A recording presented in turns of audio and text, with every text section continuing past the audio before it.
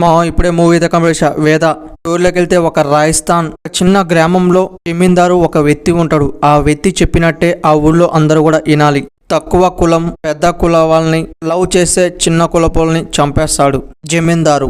జమీందారు అనుకుంటాడు తక్కువ వాళ్ళు నా కాళ్ళ కిందే పడాలి అని అనుకుంటాడు. వేద ఆ టైంలో బాక్సింగ్ నేర్చుకోవడానికి కాలేజీకి వెళ్తాది. హీరో బాక్సింగ్ కోచ్గా ఆ కాలేజీలో చేరతాడు. తక్కువ కులం ఎక్కువ కులం అనేది లేకుండా చేసిండా లేదా అనేదే మూవీ స్టోరీ. మూవీ చాలా అంటే చాలా స్లో అనిపిస్తుంది. యాక్షన్ సీన్స్ కూడా స్లో అనిపించినాయి. స్క్రీన్ ప్లే పర్లేదు అనిపించింది. బ్యాక్గ్రౌండ్ మ్యూజిక్ కూడా పర్లేదు అనిపించింది. సాంగ్స్ కూడా అంతగా అనిపించలే. ఇలాంటి మూవీస్ మనం పాతకాలంలో చూసాం. వెంకటేష్ నారప్ప మూవీ చూసాం కదా, సేమ్ ఈ మూవీ కూడా అలానే ఉంటది. హీరో క్యారెక్టర్ వేద క్యారెక్టర్ వేరే లెవెల్లో ఉందనుకోవచ్చు. రొటీన్ స్టోరీ అయినా డైరెక్టర్ క్యారెక్టర్స్ ని క్లోజ్ గా తీసపోలే అనిపించింది.